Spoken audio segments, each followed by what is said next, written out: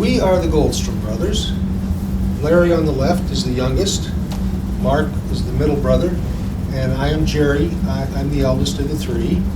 And we were all born and raised here in Omaha.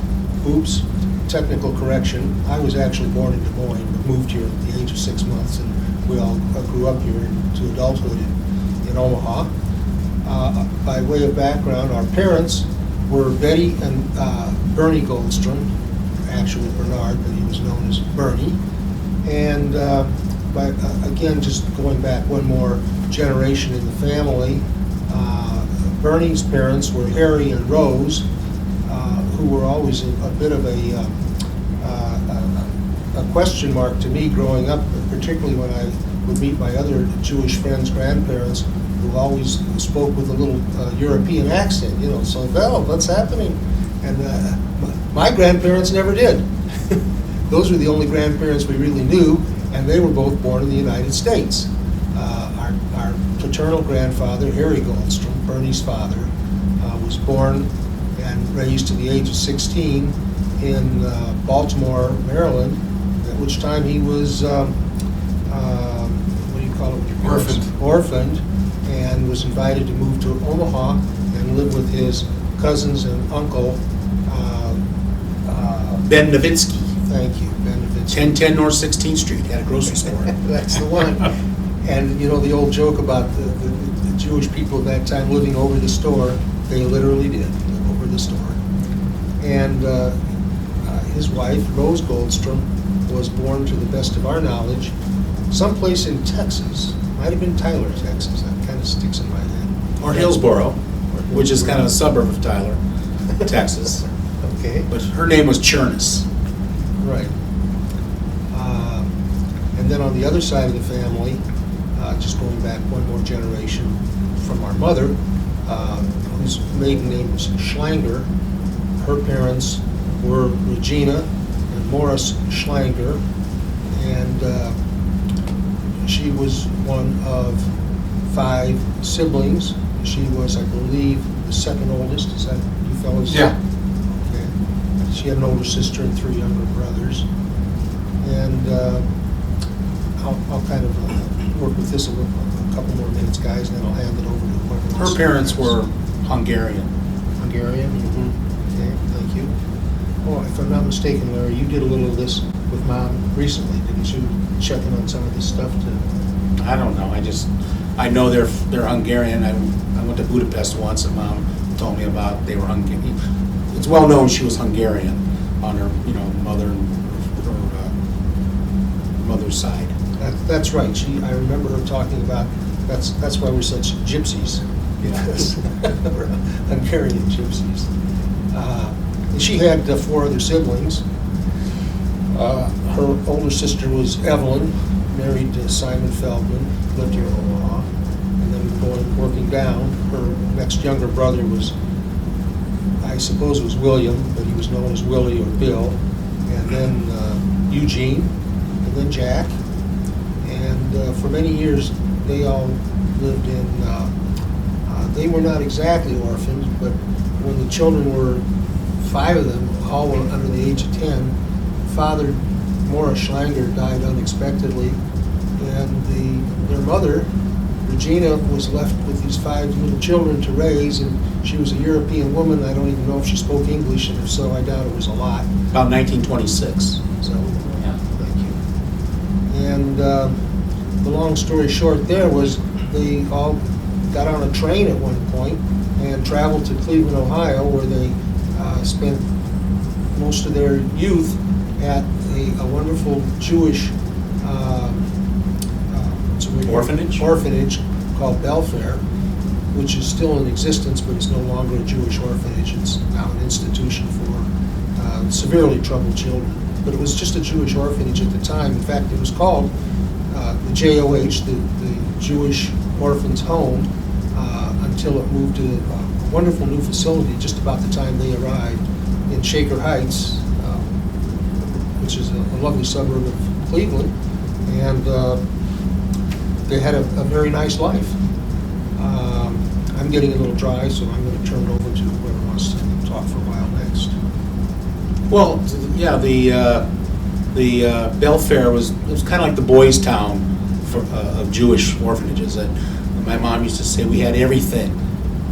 This is during the Depression. She didn't even know what Depression was going on because they had everything they needed except, the love of parents. And but she had a wonderful, life there until she was 16 or 17 with her and her brothers. And they went to a high school outside the home, but they had all kinds of sports activities there. And just really, she kind of caught a break. Not that, that was great that her father passed away, but in that they had a great place for her to grow up, with a lot of help and loving people around, and her brothers to boot. So she moved back to Omaha about when she was 17, and I think she moved in with my Aunt Margaret Hoberman, who was married to Irv Hoberman. And a few years later, when she was like 19, I think, or 20, met my father, Bernie. And I believe they met on a blind date.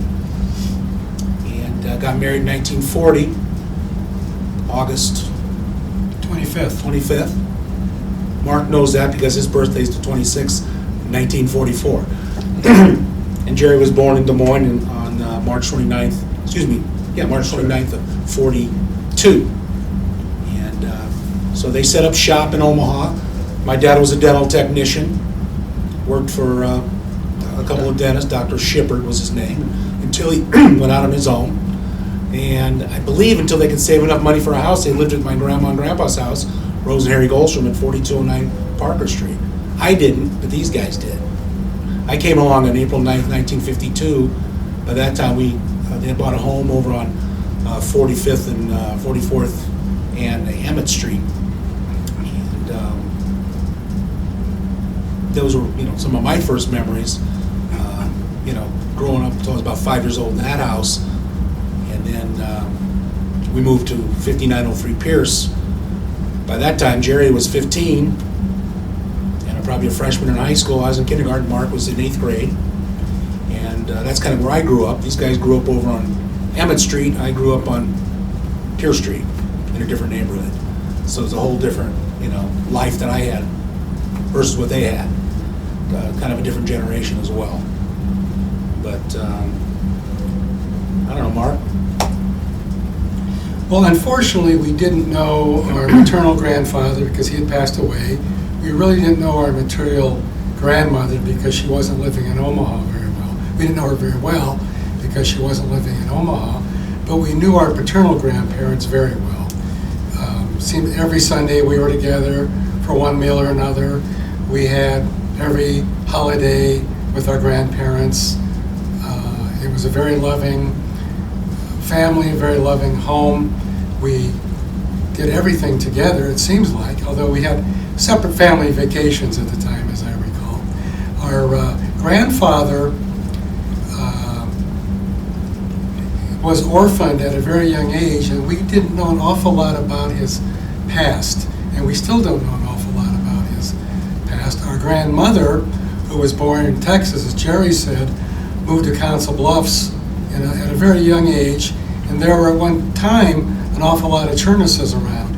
She had two brothers, Isaac Churnes and Leonard Churnes, and each of them had two children, is that correct?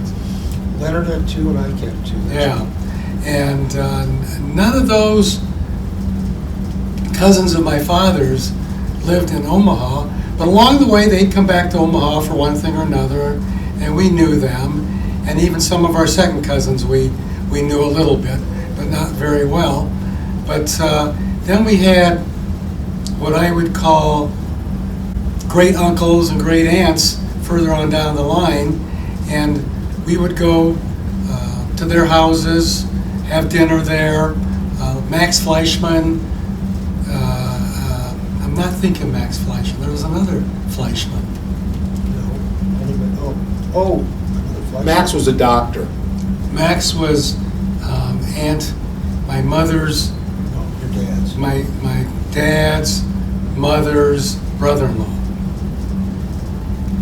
But I'm trying to think of places where we went to have, where they played pitch. Well, you go over to Uncle Ike's and Anna and Ike. There was another Uncle. Churnes. They lived on like Jackson and 32nd Ave in Jackson. On Sundays, we'd go visit. Did a lot of visiting on Sundays to the old relatives. Seems like when I was a kid. We went to Novitsky's quite a bit. Oh, we had aunts in Yeah, Council Bluffs. Aunt Lily, what was her last name? Chernus, she Aunt never Lily married. Chernus. She never married. And, Well, then we had cousins. Mark is trying to think of another. Seal, Aunt Seal, Celia Council Bluffs. Chernus. Yeah, Seal Chernus. These were all on my grandmother Rosie's side. She was a Chernus, and all these Chernuses lived in Council Bluffs. If you go to Oak Hill Cemetery in Council Bluffs, there's just about as many Chernuses than anybody else buried over there. Just to set the record straight, Seal was not a Chernus. She married a Chernus. Okay. She was a Lip, and a sister to whoever's watching this may remember, a prominent attorney here in town, Lou Lip. She was his sister. So it was a lot, there was nothing going on my grandfather's side, because he was an only child and an orphan and moved here by himself.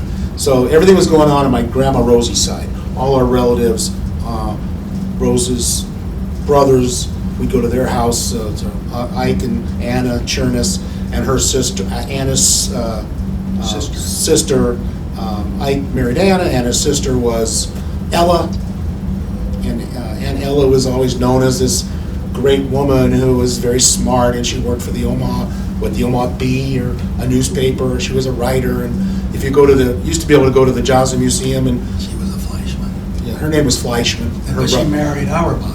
Married a guy named Auerbach, but you go to the Joslin Museum, and she'd have some Jewish artifacts that she donated to the Joslin. We always thought that was pretty neat. And on our bar mitzvah, Aunt Anna or Aunt Ella would always give us a tallis and a yarmulke, that was kind of in a bag. We all still have them, of course. Yeah. And so that was kind of cool. So we were very, that was our family. We were very close to them. My grandma Rose Chernus Goldstrom, her family was the people we'd go visit on Sunday. But on my mother's side, we had her sister as well, Evelyn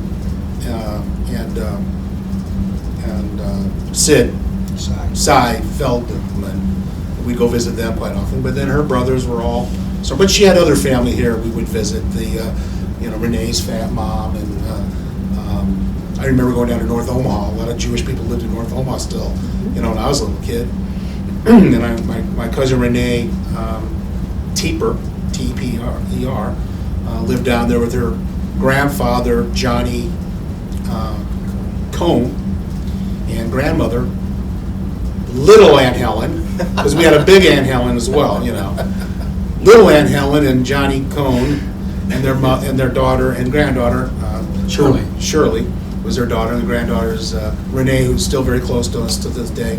Was just here for when my mom passed away and my son got married, and she's very close to us. But A little background into our parents. Our father was a dental technician by trade, which means he made false teeth for a living. And it was hard, tedious work.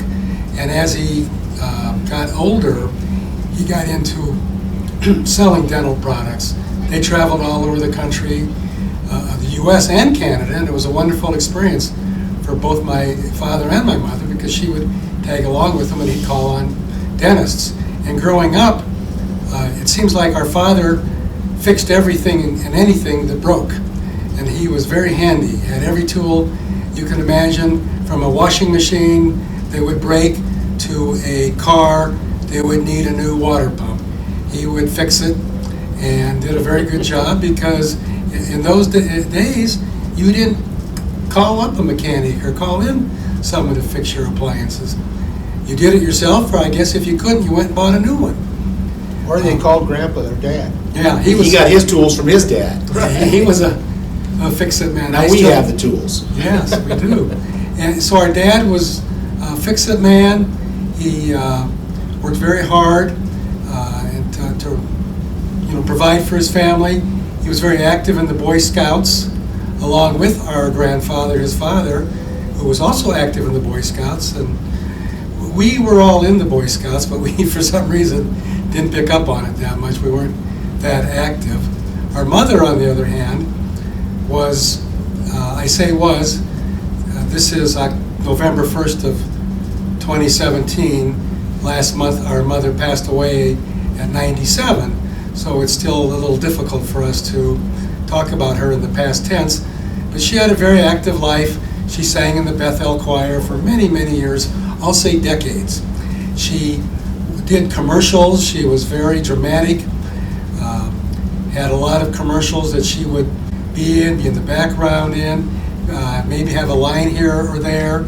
I know she was in Fiddler on the Roof at the Omaha Playhouse. And, to us, in those days, for the most part, the moms didn't work, and our mother didn't either. It didn't work outside the house, I should say. I came home every day from Washington School, and there was tomato soup and a sandwich waiting for me. For lunch? Every day she was there. And maybe, most time a lot of times maybe when I came home or not, I don't know, but she'd get on the number 4 bus and go downtown. But anyway, no big deal. I mean, we'd come home, if your mom wasn't a big deal, you just go outside and play.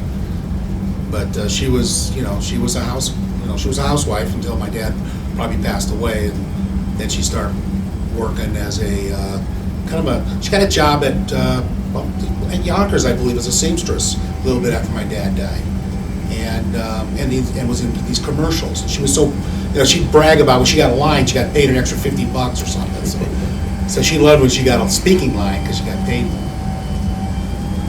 On the topic of our dad Bernie and his father Harry fixing everything, that's one of the things that I'm just mildly resentful about, because I never picked up on that from my dad, and I asked my mom about it one time. I said, "Gee, like Mark, he knows how to fix everything. I don't know how to fix much of anything. I can usually sometimes fiddle things out a little bit, but nowhere near as well as Grandpa, Dad, and Mark." And I said, I don't know what happened along the way. And she says, "Well, Jerry, it's pretty simple." She said, "When you were a little kid and Dad would go down the basement to work on things, and you'd go down to join him because you wanted to hang out with him and just do whatever he was doing. It didn't matter. He wasn't interested in sports, but he was interested in just putzing around with stuff in the basement a lot." I said, "Yeah." And she said, "Well, Dad just told me one time, Jerry just asked too many questions." That's fun. And I just didn't have patience, to work on stuff like that. Well, I think, the bottom line is, in most families, it's hard to believe often that the children come from the same parents because they're so different. I mean, in many ways we aren't different, but in many ways we are different. So I think that's just the way it goes. But we had it was a good, it was a lot of family around. I mean, from my mom's side to my dad's, dad's grandma and my grandma's side. I mean, we got to go visit, Aunt Anna and sit out, you'd sit there, and if you're lucky, you'd get a 7-Up back at the kitchen and some cookies, and listen to everybody visit. That's what you did. You went to visit. We took a ride, it was a big deal to go to Boys Town, Irvington for ice cream. Boys Town, by God, you had to, before you'd head out to Boys Town, you had to pack a lunch, check the air in the tires, and check the oil in the car. Yeah. It was a trip. But a lot of, these people, what were we talking about? Visiting relatives on Sunday and taking trips, or taking rides. Well, and then we grew up. And, along the way, we had families and children. I moved out of Omaha twice, but moved back 2 times. They say you can't come back, but I've proven you can. I married Dora Gerber, who became Dora Goldstrom. We had 2 children. We had Stephanie in 1965, who's now living in one of the Chicago suburbs, Highland Park. And we had Bradley, who was born in 1968, who lives in Omaha. My daughter Stephanie has 3 children. Emily, who is 22 years old, currently living in Israel, teaching English. My other granddaughter, Allison, who's a junior at the University of Illinois. And my grandson, Michael, who is a sophomore in high school in Highland Park, Illinois. My son, Brad, is married to Yesenia. She has a child from a previous marriage, Jacob, and Brad and Yesenia have a son, Harrison, who was born, well, he's 14 years old, so Is he really? he's 12. He's 12. He was born in 2000. He was born 12 years ago. Yeah, Right. 12 years ago, thank you. And he's in junior high here in Omaha. The only other thing that I could talk about is I've lived and worked in Omaha for most of my adult life, and I'm glad I settled here. Very happy here. Along the way, I met a wonderful woman who we live together now. We've lived together for over 10 years. Her name is June Richards, and I'd be remiss if I didn't mention her as part of my life. I'll take it next then, I guess, coming down the line here. And I'll speak up. Thank you, Joni. Joni Marks is our interviewer today, interrogator, or whatever the term is. I haven't been marked for 57 years. That's the way I know you. We were in high school at the same time. And she reminded me when I met her, which, and we haven't seen each other for over 50 years, that we were both in the same play in high school. I was Aladdin in Aladdin and the Magic Lamp, and Joni was the princess. It was a highlight in both our lives, I'm sure. Although I can't tell you how embarrassed I am to this day to think back on. I had to run around in nothing but a loincloth in front of all my high school friends. Had I known it was going to turn out that way, I probably would have turned down the role. Anyway, I had that paper mache lamp in my bedroom that I inherited from you until I moved out. well, I discovered it recently in a box. Good. And that ties me. That brings me to the next topic I was going to mention was, as Mark said, you can't move back. You can't go home again, but you can. I had moved away from Omaha with my wife and small child in 1963. We just wanted to get away. We all this family stuff that Mark was talking about, and Larry as well, and which I deeply appreciate now. I didn't appreciate so much at the time, nor did my wife. We were just ready to be our own people for a while, or maybe for indefinitely, just lead our own lives. And it just seemed like every other weekend there was some family get-together, and frankly, at some point, we just kind of felt smothered by family, and it was time for us to be away, and thus we did. We went to Iowa City, where I went to school for a year. I got a master's degree, and then we moved on to Cleveland, where I went to work for a little company that nobody had ever heard of at the time, but a few have heard of it now. It's called Progressive Insurance Company. And the company at the time was so small, only 200 employees. The president of the company actually interviewed me for the job, if you can believe it. Anyway, I could spend some more detail on that, but what I wanted to say was, as far as you can't come back home again, after living in Cleveland, the eastern suburbs of Cleveland, for 40-some years, and then my wife, Kathy, passed on in 2008. In early 2010, I moved out to Fort Collins, Colorado, to be near my only child and his children who lived out there. And then I just moved back here in January of this year, 2017, and I find no end of happiness for having done that. I hang out with my brothers all the time. I hang out with old friends from high school. Get to run into Joni Marks, another old acquaintance from high school, and it's just turned out to be terrific. But to fill in the blanks a little bit, and I wanted to just kind of take that full circle there, that I have come home again as well, and it's been a wonderful experience. My wife was Kathy. Her last name was Yorg, Y-O-E-R-G, from Nebraska City, as a matter of fact. And we just had a chance meeting at a party, and one thing led to another, and we got married, and we had just the one child between us, Jeffrey Michael Goldstrom, who was born in September of 1964, and as I mentioned, he and his wife Donna, formerly Bluebaugh, and their two children, Michael and Jenna, reside in Fort Collins, Colorado. Jenna is the older. She is, I believe, 19, and Michael is, I believe, 17. I'm pretty close within a year. And Michael is just about to graduate, I believe, this year, and has plans to go to school out of town, whereas his sister, Jenna, Jenna, is a student at a community college in Fort Collins, or has been rather, and then plans to move on and get a regular bachelor degree in a 4-year school, where I don't know that she knows. And Jeff works in the mortgage field.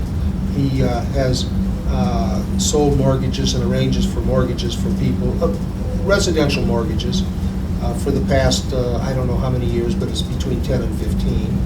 And his wife, Donna, has developed quite a career for herself in she is a drug counselor, and very successful in Fort Collins and highly sought after, and has a private practice, and she's doing very well also. So that part of my family tree is doing nicely out in Fort Collins, and I miss them, but I'm enjoying myself so much having moved back to Omaha. I can honestly say it was probably one of the best moves I ever made in my life. My memory, again, my life was, up until 5 years old, was, barely I can remember, but the great memories of those times, before we moved to Pierce Street, and a whole different kind of era in our lives, that I was always very comfortable and serene with my older brothers. They were always there to take care of me. They always watched over me, babysat, so I didn't have a worry in the world. And then we moved over to Pierce. Of course, when I'm 5, he's 15, and Mark's 13. They're gone most of the time. I'm kind of like, not an only child, but I met a lot of good friends in the new neighborhood that, these guys had all their old friends from the old neighborhood over on Emmett. Now we're over in, the new move to kind of West Omaha, 60th and, Pacific Street kind of, and Elmwood Park, Exarban. And I used to jokingly say, well, we grew up on the wrong side of the Jewish tracks, because all my friends lived in Bagel or in Dundee or wherever, Fair Acres, whatever.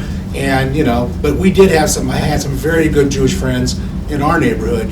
And Mark did too. I know the Altmans and Ferensteins and the Diamonds lived over there in our neighborhood, in the Exarban area. My good friends were Sapinkos and the Cutlers, Dr. Ben Cutler and his family, and then of course we all went to Washington School, and then we went to Lewis and Clark, and we had very good friends, Marcia Foreman and Judy Dogoff, and Mike Schwartz of Walner's grocery store. And we all grew up together at Washington School. We're kind of the only Jewish kids, in our grade, and then we all went to Lewis and Clark and Central, and so there was a Jewish influence in our neighborhood, but not quite Bagel Hill, but we all went there and hung out with our friends over there anyway.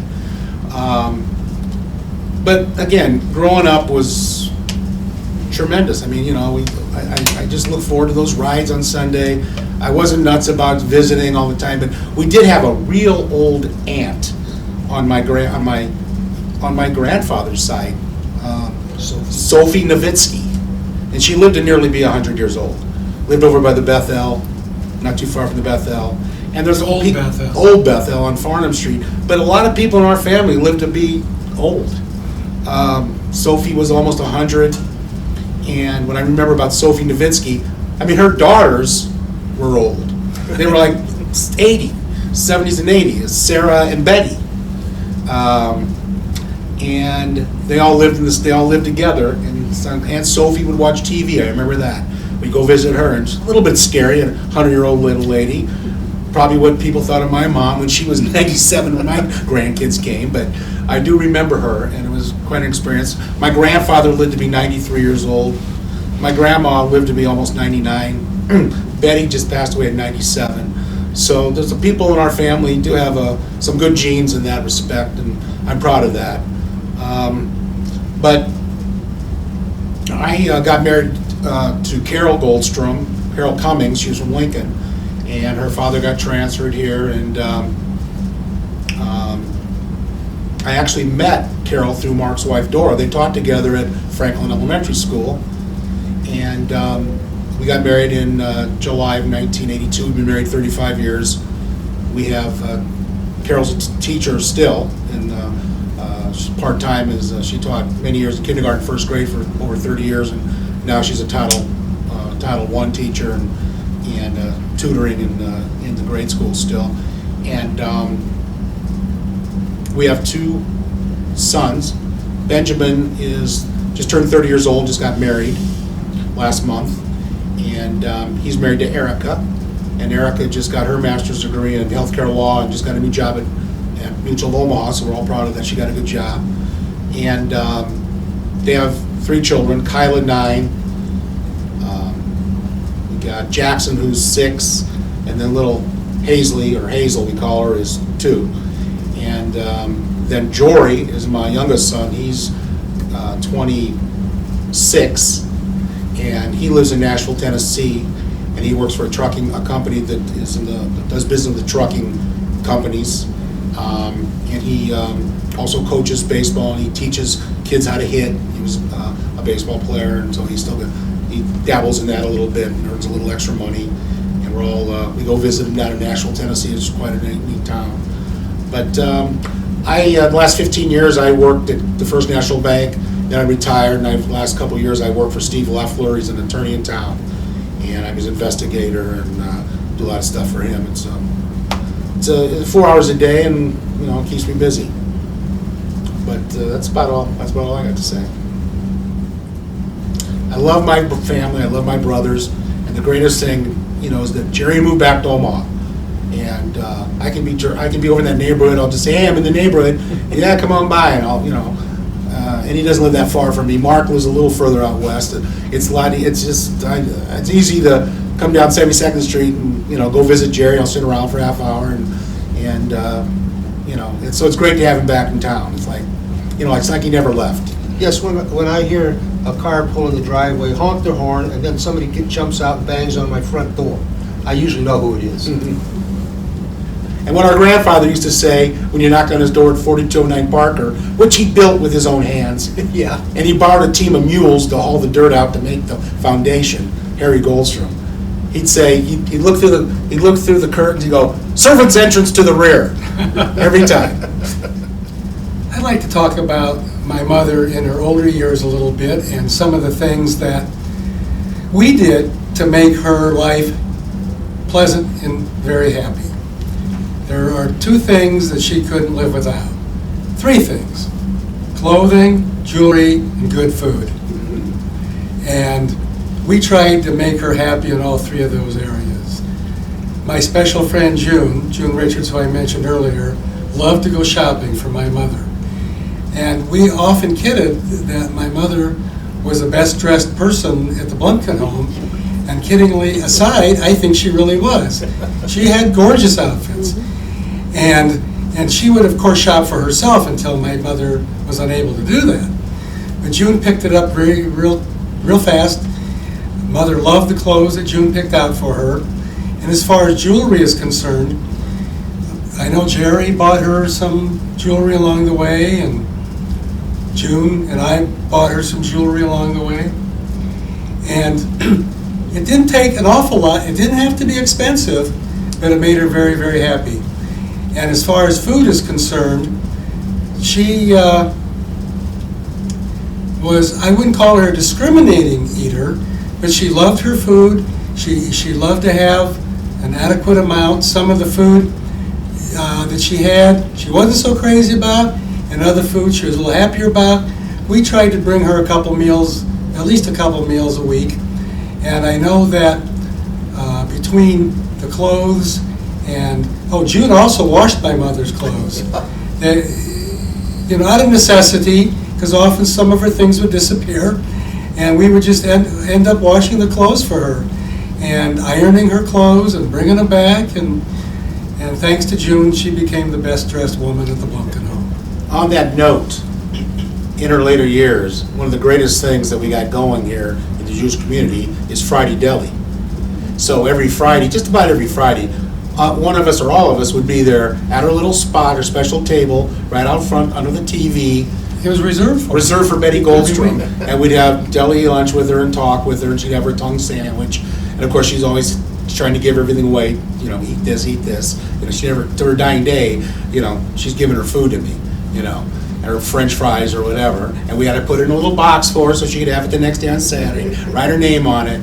But, and then of course on Sundays, a lot of times we'd come out and have, like Mark said, we'd have dinner with her and things like that. So, Blumpkin Home was a tremendous place for her. A lot of people go, I never want to go to that place. She loved being here because she had everything she wanted here, old friends she'd see, new friends, and all the people like Joni and other people who worked here as volunteers. She loved them and they loved Betty. When your mother passed away, we had a discussion because everyone knew where her table was. And we decided we would save her table. So a sign was put on her table at the deli the week after she passed away, so no one else would sit That there. was very That nice. was very nice, yes. Wow. Thank you. Well, that's how important she was to the staff and the volunteers and the families at the Blumkin Home. And, you know, this is bringing tears to my eyes, but one of the staff members said to me shortly after she passed away, she said, you know, Mark, Deli will never be the same without your mother. It won't, because you look at that spot and you know that was Betty's. And my mother's name was Betty too. Oh, And she lived there for a long time. But you know, your mother was really special. And I'm so glad you're here today talking about your family. well, thank you. Now tell me, is there anything you'd like to talk about Central High? You all went there. Or anything else in your life that you did together, or even at different times, that you'd like to share? Well, I know, growing up,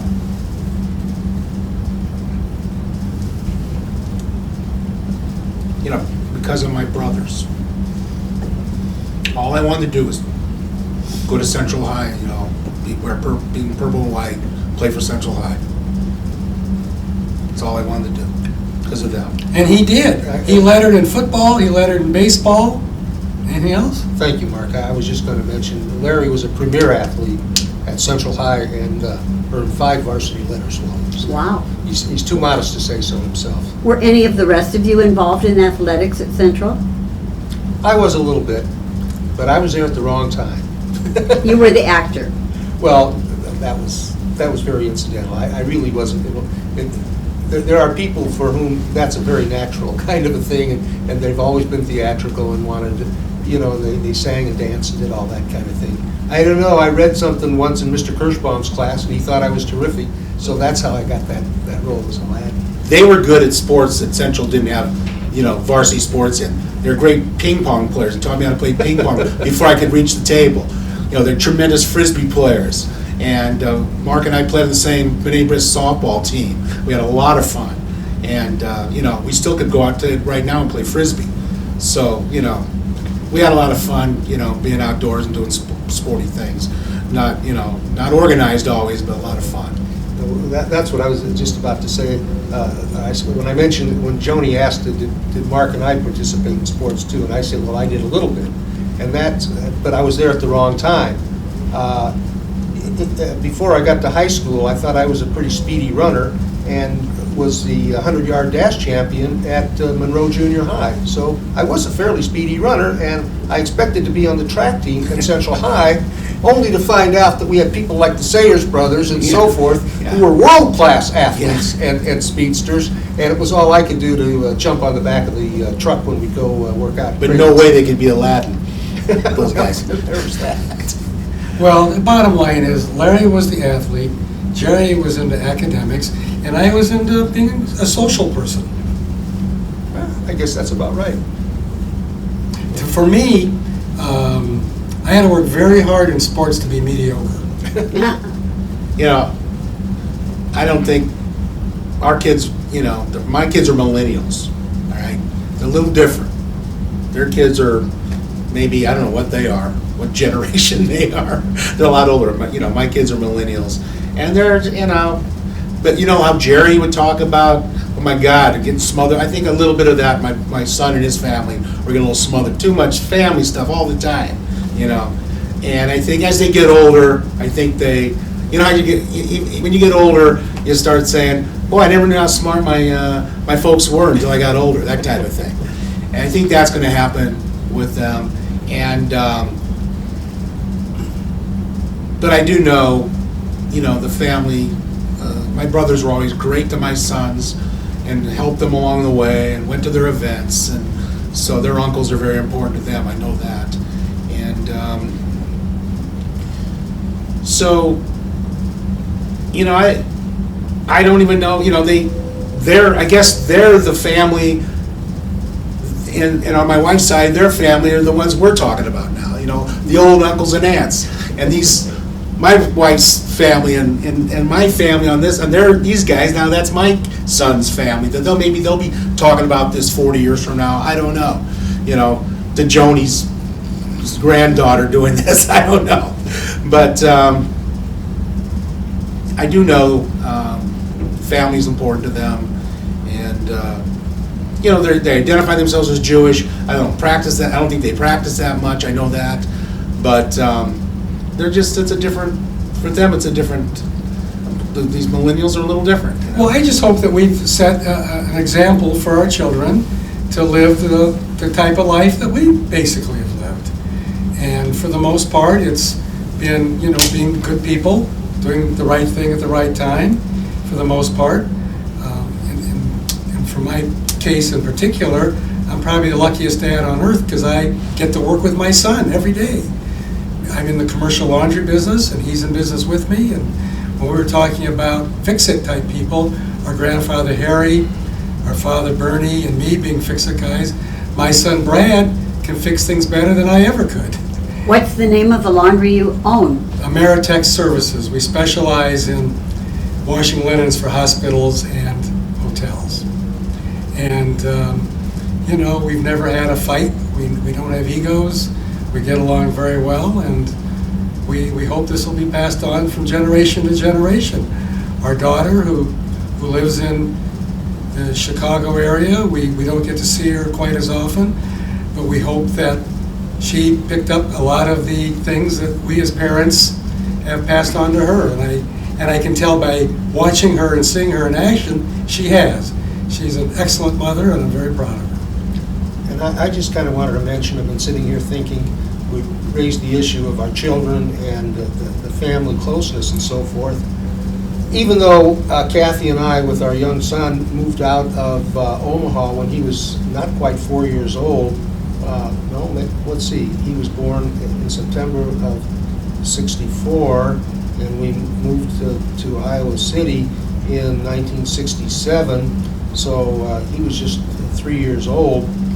But we made a point after he got just a little older, maybe 5 or 6, to send him back to Omaha every single summer so that he would indeed have a relationship not only with his uncles, and he to this day has a very good relationship with his uncles, and but so he'd have a relationship particularly with his cousins, because Mark's children are just a little bit younger than my son. In fact, Steffi's only maybe, a year and a half younger, something like that, and then Brad another couple of years. So that was an important thing for Kathy and me, for Jeff to spend 2-3 weeks every summer here in Omaha and have that bonding, as well as with his grandparents on both sides, our parents and then Kathy's parents as well down in Nebraska City. So we made sure that he had that experience, and to this day he's appreciative. I'd say, bottom line, we all can be proud that our kids are all not only good kids, but great kids, and they've got great kids, the grandchildren. I mean, I guess we can be very proud of that. There's not a doubt in my mind they're really, really good kids and grandkids. And I think, you know, as Mark's son, Brad, and Jerry's son, Jeffrey, are more like younger brothers to me than nephews. We were that close in age. So, I mean, we hang out together, and we're more like brothers. Well, if I'm not mistaken, you and Jeff have communication back and forth all the time, especially sports stuff. Yeah, whatever, you know, Brad too. Brad and I. Well, that I just same didn't thing. know about. Yeah. That. I assume that's fine. you know, so they're, you know, that, in that respect, you know, I'm lucky that my nephews were, you know, these guys are so much older than them, their children and I weren't that far away in age, and we were more like brothers than nephew, uncle. Well, yeah, I've mentioned that to various people over the years, that Larry, there's such a great age difference, and when he was 6 years old, I was 6, and learning how to ride a bicycle, I was 16, and I knew how to drive a car, and did so. And so it was really more of a nephew-uncle relationship, and that was fine. And these guys had to be more almost like, you know, the caretakers to me much of the time, you know, because parents would leave me with them, you know, so. Anyway, it all worked out. Well, are we going to talk about me hog-tying you to the door? Or rolling you down the stairs in a refrigerator box? That was just fun. Or the time I annoyed you so badly, Larry, you chased me out of the house with a Plunger. With a plunger. Yeah. And I knew where that damn Freshly plunger had used. been. Well, we had some good times. And since this is an oral history of our family and what we've done through the years, and our predecessors, and then our downline as well, I'll mention that the years that I spent in Cleveland, for the most part, I had a small insurance agency and investments as well, and that's what I did professionally for many years. And my wife, Kathy, was a medical technologist, and generally worked in large hospitals until the one she worked in closed, and she said, well, the hospital closed, I'm closing down, and that was the end of it. So she just retired at that time. So that's what we did to earn our livings over the years.